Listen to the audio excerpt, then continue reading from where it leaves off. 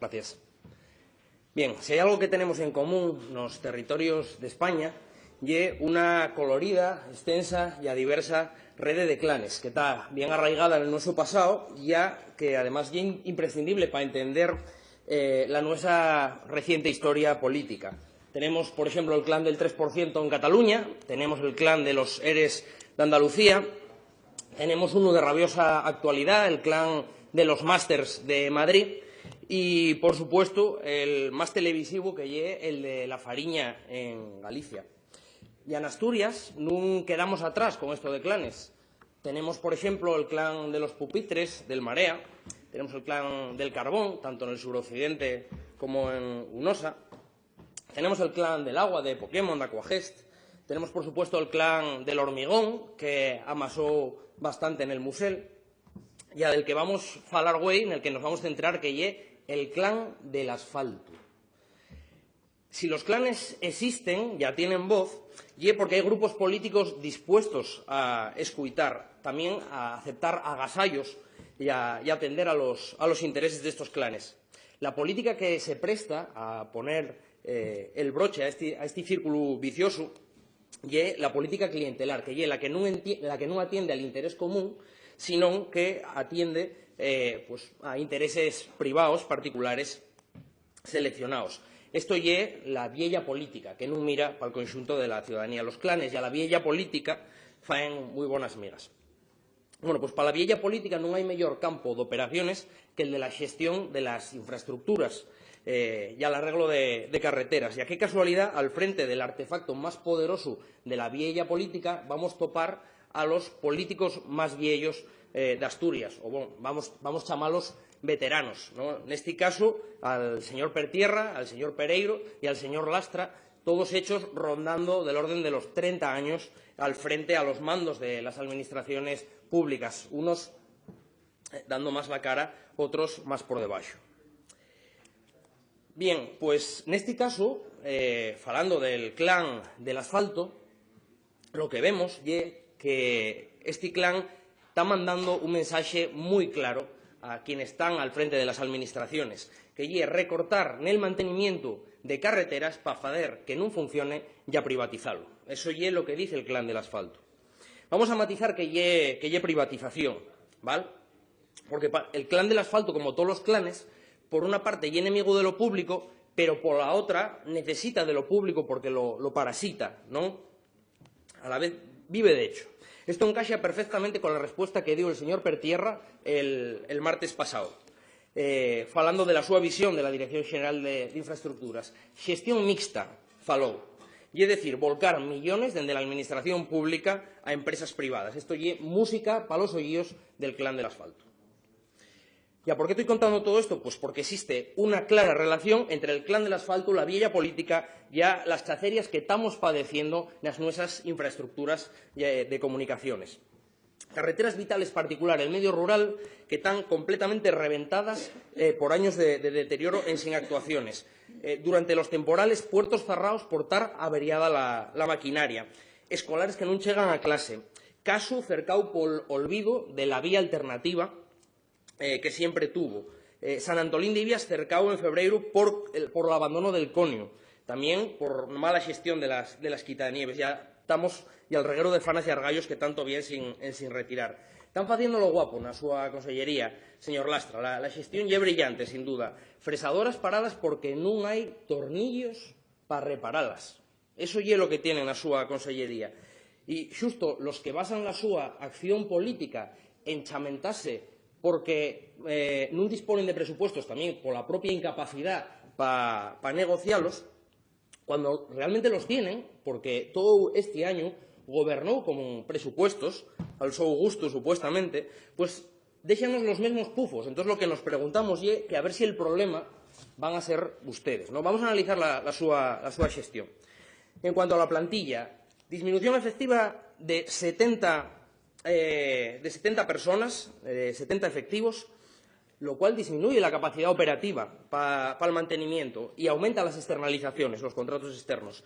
En emergencias, el señor Pretierra vanagloriábase de contratar este año por valor de $500.000 euros. Pero ya que no solo se contrata para emergencias, también para el mantenimiento ordinario, y esto aumenta los costes y es ineficiente. Y, por supuesto, lubrica la máquina del clientelismo. Hay un ejemplo que es palmario, el de la carretera AS29, que es la carretera del Pozo entre Cangas y Aivias. Esta carretera, que estaba nuevecita, hay 10 años, su mantenimiento se externalizó con una empresa, una carretera que no tenía ni un solo rasguño. La empresa que lo acabó llevando, una empresa de Tineo, de cerca de donde llega el señor Pretierra, meses atrás preguntaba a las brigadas de Tineo qué era eso del mantenimiento de carreteras, antes de que saliera este contrato, ¿no? Esto es un gran ejemplo. Por supuesto, los desbroces, que ya era lo único que había, o barrer alguna piedruca, era lo único que se hacía en esa carretera nuevecita, sí que los hacía conservación, ¿no? Pues bien, este es el ejemplo, ¿no?, de los riesgos que supone esa externalización arbitraria que está en las manos de la Consellería. Bueno, sobre el deterioro de maquinaria por falta de repuestos. Sobre esto, el señor Pretierra estuvo mintiendo flagrantemente el martes, porque una parte significativa de la flota está averiada. De 49 camiones solo hay 20 en condiciones. No digo que solo haya 20 funcionando, digo que hay 20 en condiciones, porque ya que hay 12 que incumplen la ley de prevención de riesgos laborales, porque no tienen cinturones de seguridad, entre otras cosas, ¿no? Hay 12 averiados y a 5 parados por ese motivo. Hay 12 furgonetas en sin matricular, 2 fresadoras que les faltan tornillos. Hay camiones que estaban parados porque tenían las ruedas lisas. O sea, y una auténtica vergüenza. Y nos salen con la ley de contratos del sector público. Las ruedas lisas ya las tenían en Xinero. Con lo cual, no nos vengan con falacias, por favor. Y esto, por supuesto, supone más aumento de costes, más externalizaciones. Ya también probablemente quieran externalizar el mantenimiento de los vehículos para dar el pelotazo con el solar del Rubín, ¿no? Bien, pues ahora nos viene con una propuesta de reestructuración del servicio, reducir brigadas, reducir parques, eso es a lo que, como lo llamamos, consolidar los recortes en plantilla y en maquinaria de estos años. ¿Y usted avala esto, señor Lastra? ¿Avala esta gestión? ¿Está de acuerdo con su comandante, el señor Pretierra? ¿Está de acuerdo con que mienta en sede parlamentaria? Usted no escuita a la plantilla, o no escuita a la población, no piensa en los concellos. A los alcaldes está claro que los tienen contentos, eso seguro. Eso sí, el de Cangas parece que no gurgutó. Lo que está pasando ya es muy preocupante. Y ya más preocupante todavía que, a pesar de que estamos pillándolos en un renuncio, ustedes se niegan a rectificar y a revertir la privatización. Ya cuando decimos privatización, decimos aumento de facturación a empresas privadas. Ya tenemos que tener en cuenta que muchos de estos contratos que se faen son contratos menores, con lo cual la alarma es todavía más grande. La alarma es todavía más grande porque los contratos menores albergan mucha más arbitrariedad y se prestan mucho más al clientelismo. Por eso nos preocupa ya mucho. Cuando ya lo pregunté al señor Pretierra, no llegó a contestar, pero querría preguntar esto. ¿Está seguro de que, analizando los contratos menores de la Dirección General de Infraestructuras, no topamos un patrón o patrones de coincidencia comprometedores? ¿Está seguro? Pon la mano en el fuego por esto, por la subadministración. Miren, no sabemos cuál es el camino que quieren asfaltar, si el de una candidatura autonómica, si el de la alcaldía de Cangas, si el del Senado. No sabemos qué camino quieren asfaltar. Lo que tenemos claro es que la súa consellería lo que parece empeñada es en cumplir a toda costa la voluntad del clan del asfalto. Eso es lo que estamos viendo. Estamos hablando y en términos graves, efectivamente, y así, porque lo que están haciendo es muy serio. Con lo cual, esto es la única manera que tenemos para parar los pies. Esperemos que rectifique. Por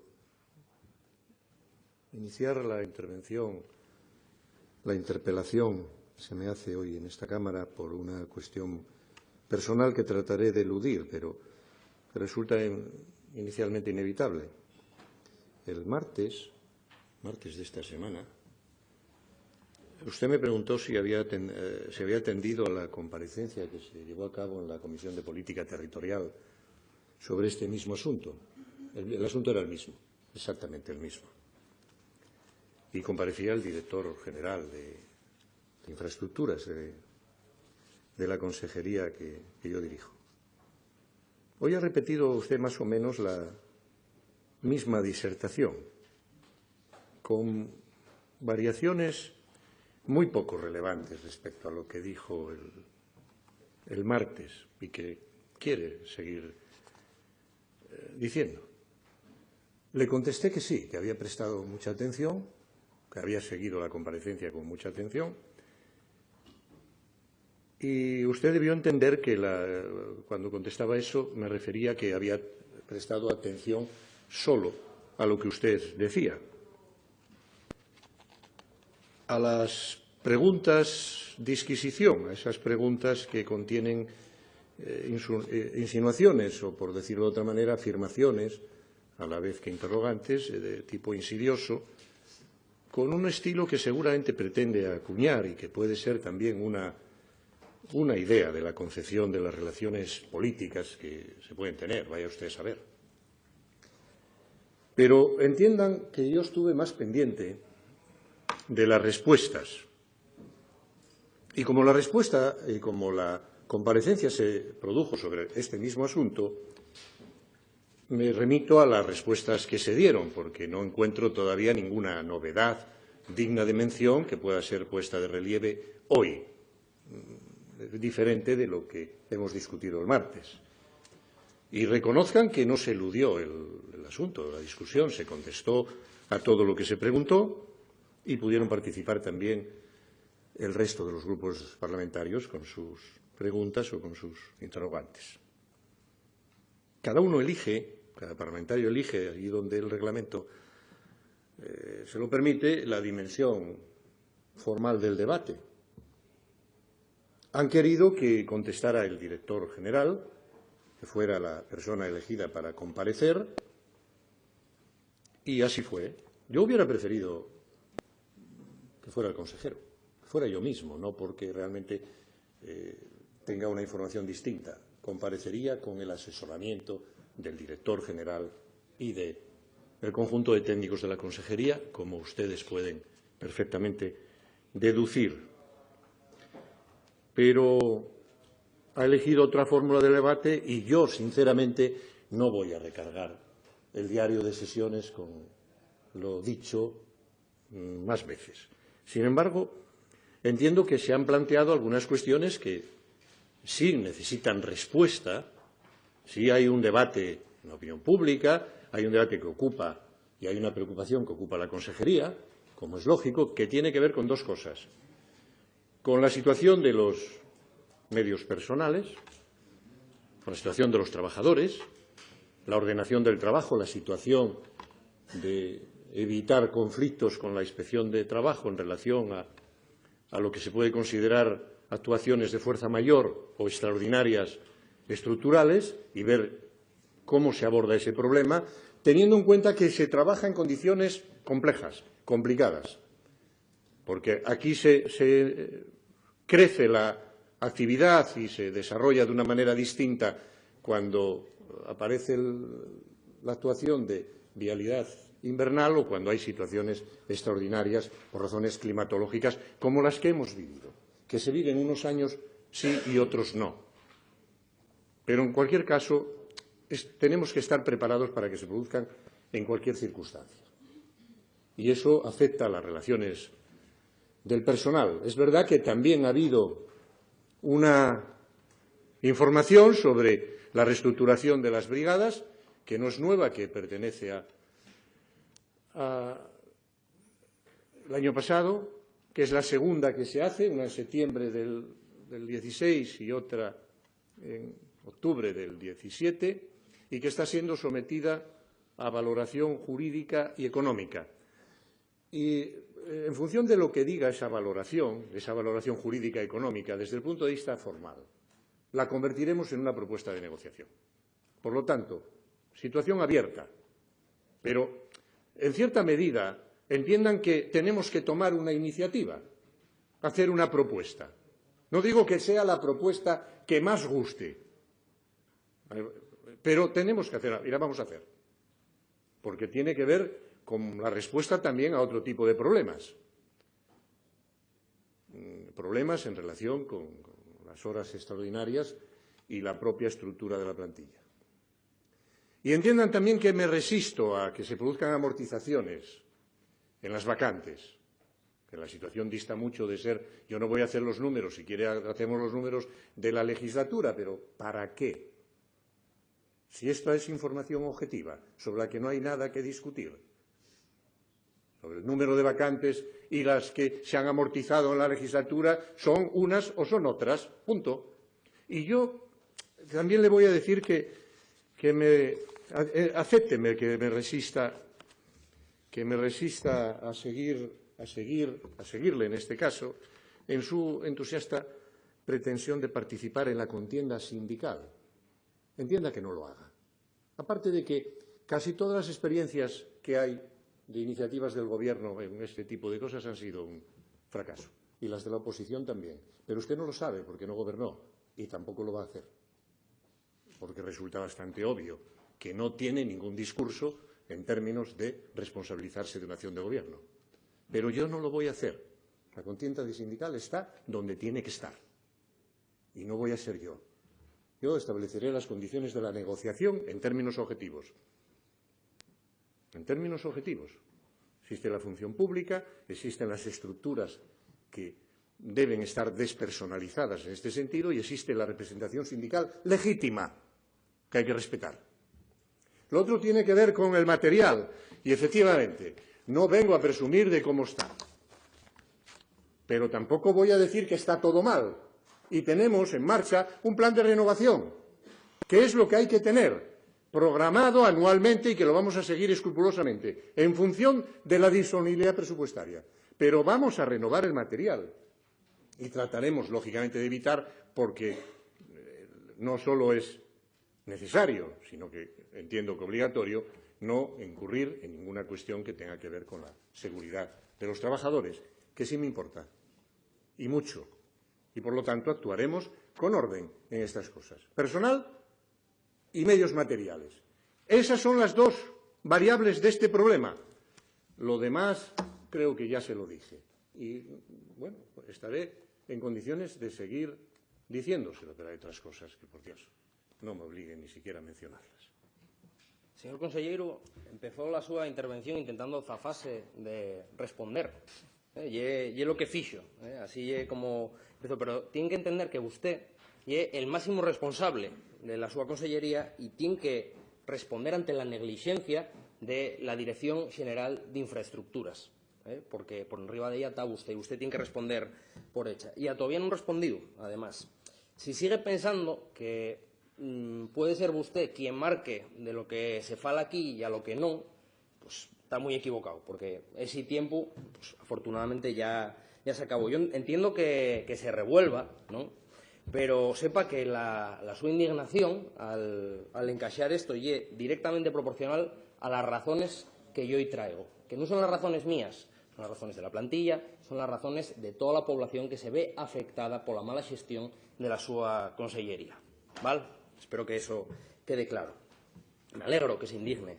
Por tanto, aquí non temos outra cosa que verdade. Se a vostede o non diz la verdad o directamente miente, porque todavía non respondiu, despois de todo o que falou, despois de estar aquí 5 minutos soltando la chapa, todavía non foi a contestar si está dispuesto a contratar a máis personas, que é lo que está diciendo la plantilla, o si veis mantener el taller de reparación en vez de externalizar las reparaciones también, que no sé qué más queda por externalizar el servicio de conservación de carreteras. Con lo cual, usted todavía no respondió a esto, no dio una respuesta ni a la plantilla ni a la sociedad asturiana. Ya mientras no responda, pues vamos a seguir con toda la calma explicando el porqué de las nuestras preocupaciones, por qué nos preocupa tanto esa relación entre el clan del asfalto y a la vieja política que usted encarna, ¿vale? Y, por supuesto, el clientelismo que entre las dúas amañan. Ya vamos con un ejemplo claro que, además, ya muy pertinente y todavía no quedó del todo discutido aquí, que es el de la carretera As-15, el corredor de Narcea. Usted, la súa consellería, agora mesmo non está facendo cumplir las condiciones del contrato a la empresa adxudicataria, Contratas Iglesias. Y no solo eso, está encubriendo el incumplimiento. ¿Por qué? Porque cuando esa empresa debería encargarse de poner pintura amariecha provisional, en vez de chamar a la empresa al orden, usted lo que fixo foi decir al personal público del servicio de conservación que pintara los cruces. Eso foi lo que fixo. Está encubriendo el incumplimiento de una empresa. Ya non é el incumplimiento de una empresa cualquiera, é una empresa que gozó reiteradamente de privilegios por parte de la Administración asturiana, hasta tal punto que una directora general de infraestructuras tuvo que dimitir por la súa relación familiar con la empresa y a la cantidad de obras que se estaban dando a esta empresa, a Contratas Iglesias. ¿Por qué apadrina usted a Contratas Iglesias? ¿Por qué los apadrina? ¿Me lo quiere decir? ¿Por qué sigue fadiendo lo que fixeron na súa Consellería de Infraestructuras durante todos os años atrás? ¿Por qué non nos fai pintar dunha vez esa raya amariecha para proteger a la xente que tenemos que conducir por aí de noite? Usted puede decir lo que quiera, pero esto que facemos aquí, exponerlo de esta forma tan clara, ya la única manera para parar los pies o para que reaccionen. En el caso de la carretera AS15 valió para que se movieran, lo que pasa que, cómo no, con absoluta torpeza, pero esta ya es la única forma que tenemos para que se muevan. Porque aquí lo que es inadmisible es, pues, para la gente de los pueblos correr el riesgo de matarse yendo por las nuestras carreteras, ¿no? O tardar 1 hora en recorrer los 30 kilómetros de la carretera de la Cocha de Arnicio, en caso. Entonces, lo que pedimos es que, por favor, asuma las consecuencias de la posición que ocupa y de la súa mala gestión, que se xubile con dignidad, que idea un portazo al clan del asfalto, que salga de la chamuerga, porque queremos un servicio de conservación de carreteras público y non unha máquina de facer favores. Gracias. Pintura María Chaya, por favor. Señorías, hay determinadas especies que no deberían proliferar ni mantenerse vigentes durante mucho tiempo. Por lo tanto, voy a descartar una de ellas, la de la privatización. Ni siquiera utilizándola de forma insidiosa o de forma agresiva va a terminar siendo verdad. Es un recurso demasiado socorrido hablar de la privatización, porque te da la impresión de que se introduce hasta una dimensión ideológica al asunto, que no la tiene. No hay ninguna privatización. No ni está en nuestro ánimo, ni forma parte de nuestra planificación. Pero bueno, de todas formas, ya seguí prestando atención. Y en vista de la reiteración de lo argumental, voy a permitirme una recomendación, que nadie se la tome personalmente, porque se presta mucha atención a la importancia moral de los actos y de sus consecuencias, como ustedes bien saben, y está bien que así se haga. Pero estando en el Parlamento, en un lugar para hablar, no podemos ignorar el poder moral de la palabra.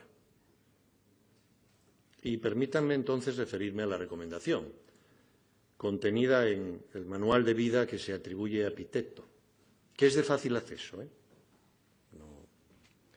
y en el que se señala que uno de los signos más claros de vida moral es hablar correctamente, asegurarse de que se habla con buena intención. Y descubrirse a la ligera suele ser una falta de respeto hacia uno mismo. No le voy a pedir ni a usted ni a nadie que en caso de necesidad, que es muy difícil de precisar, como seguramente todos ustedes saben, se mantenga callado. No se me va a ocurrir. Pero sí que hable con moderación. La charla frívola es una charla hiriente. Y nos volvemos mezquinos cuando se habla de terceros. Finalmente, siguiendo Epicteto, le recuerdo que recomendaba conservar el humor, aunque cree que la risa floja puede degenerar o en vulgaridad o en malevolencia. Y finaliza con un consejo que me atribuyo a mí mismo, señorías. Siempre que puedas, evita hacer promesas ociosas. Y no solo promesas, evita dar contestaciones ociosas.